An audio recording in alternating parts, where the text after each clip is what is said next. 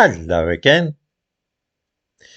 There seems to be a huge amount of confusion among ordinary people about the difference between non-racism and anti-racism, and this is leading many gullible dupes to support a political system which is essentially a type of communism. In case this sounds as though I'm just some crackpot right-winger shooting his mouth off and creating a fuss about nothing, let us consider the case of orchestras in the United States.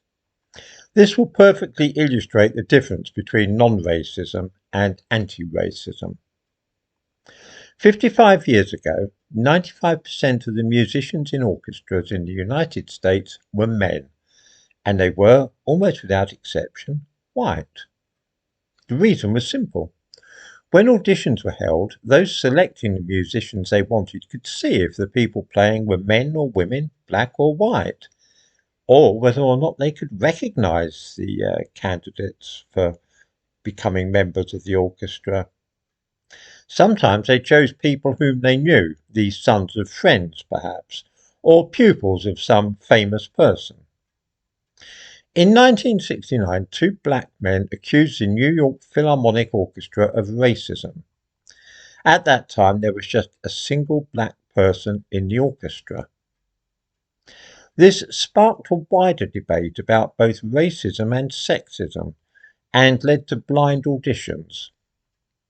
During these, a curtain concealed the musician from those selecting the best player. Women removed their shoes so that the tapping of high heels would provide no clue about gender, and in no time at all women were being selected as often as men.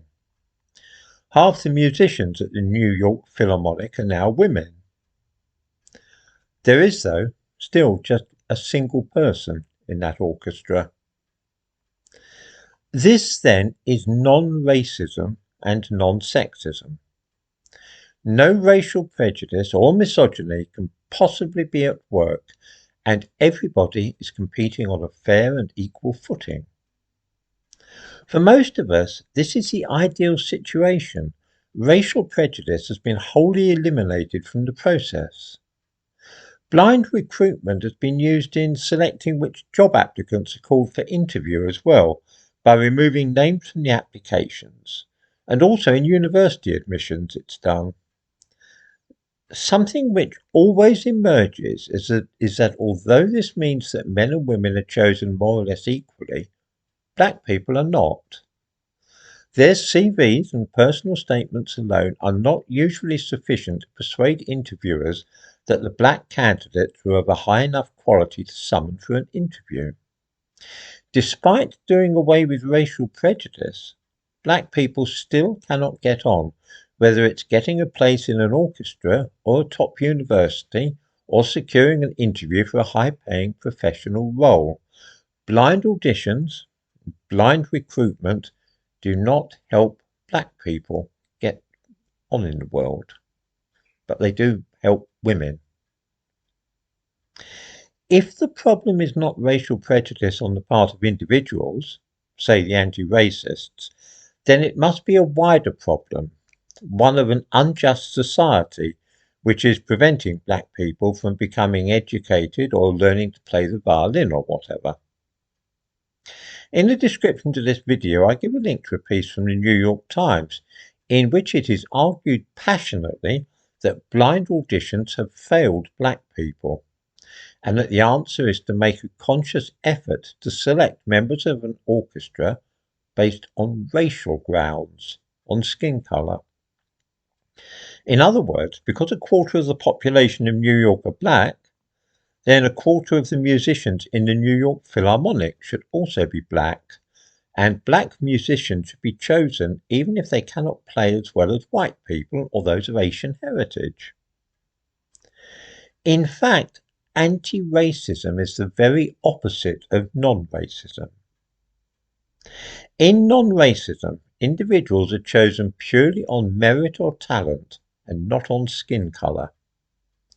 In anti-racism, on the other hand, individuals are chosen because of their skin colour rather than their merit or talent. These are two opposing systems, and the aim of anti-racism is revolutionizing society and changing its structure entirely, supposedly making it more egalitarian. It is for this reason that I say that it is a form of communism. I'm not personally a fan of communism, but many people are, of course. I'm not in this instance criticizing anti-racism, but rather explaining what it is and showing people that it is in complete contradiction to non-racism.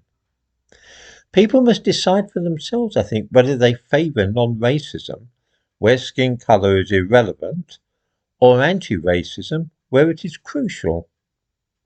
You can follow one or the other of these creeds, but not both. For my own part, I make no secret of the fact that I am firmly on the side of non-racism, and I think that everybody should have an equal opportunity, regardless of ethnicity, race, or for that matter, gender. I suggest people click on that link in the description to this video to see how the New York Times piece that I give a link to explains why blind auditions are a bad idea and why they should be changed into a system where black people are given preference regardless of their ability. It's quite an interesting notion.